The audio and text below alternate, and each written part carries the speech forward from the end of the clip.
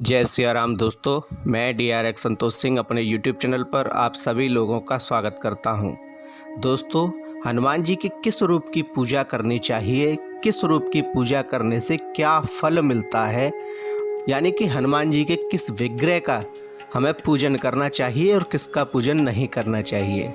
लोगों के मन में यह एक विचार रहता है कि किस विग्रह का हमें पूजन करना चाहिए, बाल हनुमान का या वीर हनुमान का या उग्र रूप का अथवा आंजनेय का, रामदूत का या राम भक्त का, किस रूप का पूजन करने से व्यक्ति को क्या फल मिलता है, आज के इस वीडियो में हम बताएंगे।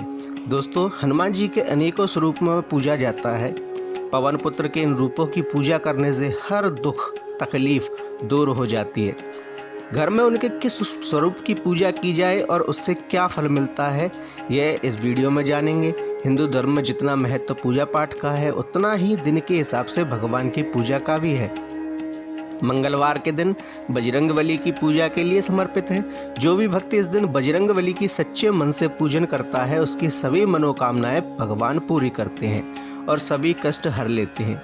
अपने इसी चमत्कारी गुण की वजह से राम भक्त हनुमान को संकट मोचन भी कहा जाता है। हनुमान जी के अनेकों स्वरूपों की पूजा की जाती है। दोस्तों, हर दुख तकलीफ, हर किस्म की समस्या के लिए उनके स्वरूप का पूजन किया जाता है। लेकिन जैसी आपकी समस्या वैसा उनका पूजन, यानी कि जैसी आपकी समस्या हो उसी हिसाब से उनके विग्रह का, अलग अलग विग्रह का आपको पूजन करना चाहिए, जिससे आपको शीघ्रता के साथ लाभ मिलेगा और आपकी समस्या समाप्त हो जाएगी।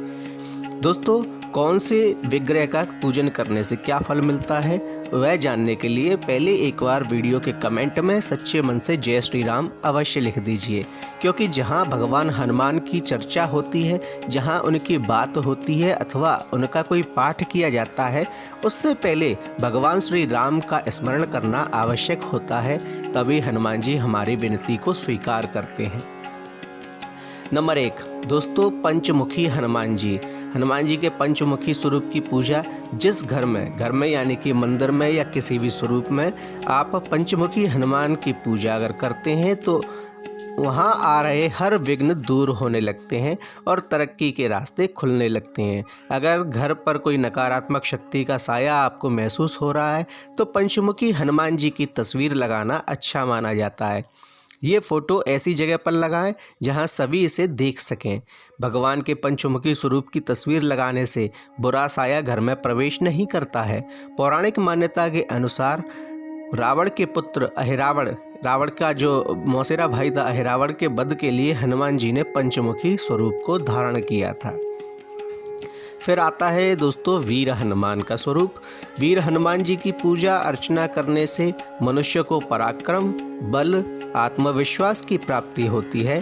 भगवान के इस स्वरूप के नाम से ही वीर लगा हुआ है। इससे उनके पराक्रम का पता चलता है। आपके कामकाज में आ रही रुकावट, अगर आपको परेशान किए हुए हैं, आपका कार्य अटका हुआ है, वह सुचारू रूप से नहीं चल रहा है, अथवा आपके शत्रुओं ने साजिश करके आपके कार्यों को अटका रखा है, तब आपको हनुमान जी के वीर हनुमान रूप का पूजन करना चाहिए। इससे आपके कामकाज में आ रही सभी रुकावटें दूर हो जाएंगी। इस स्वरूप को पूजने से आपके शत्रुओं का भी नाश होता है। शत्रुओं ने जो भी प्लानिंग कर रखी होगी आपको फंसाने के लिए, वह प्लानिंग धरी की धरी रह जाएगी अथवा ध्वस्त हो जाएगी और आप सकुशल अपनी परेशानियों से बाहर निकल आएंगे।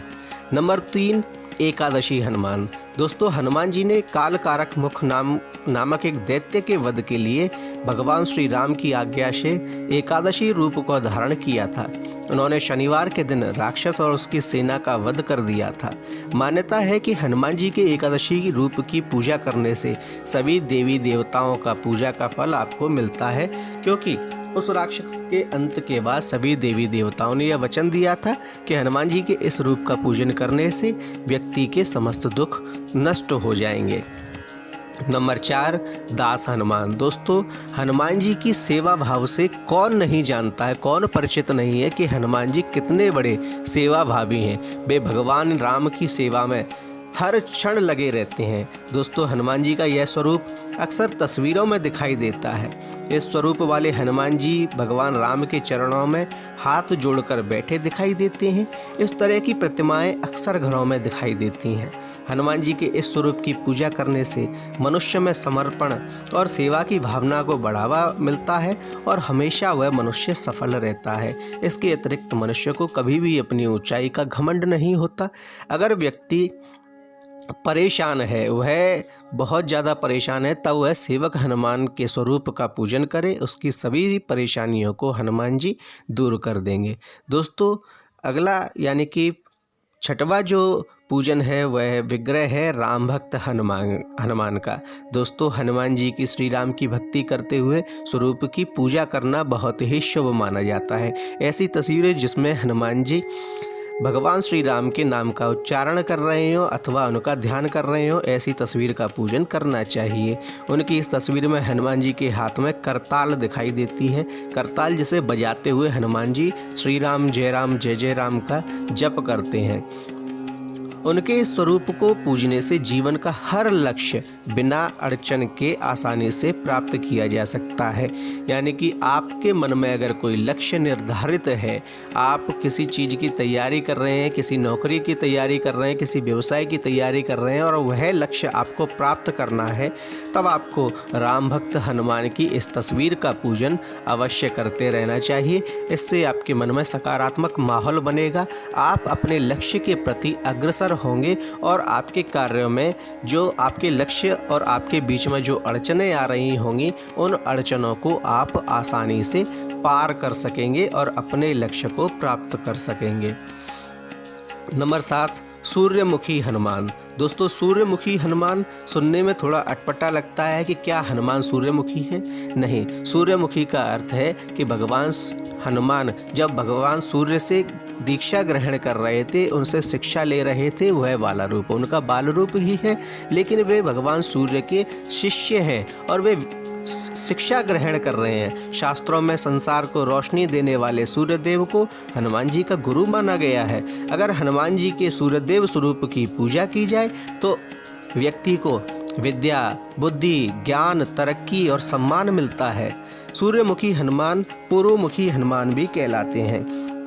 जिस विग्रह का स्वरूप पूर्वमुखी हो उसे सूर्यमुखी हनुमान के नाम से ही जाना जाता है।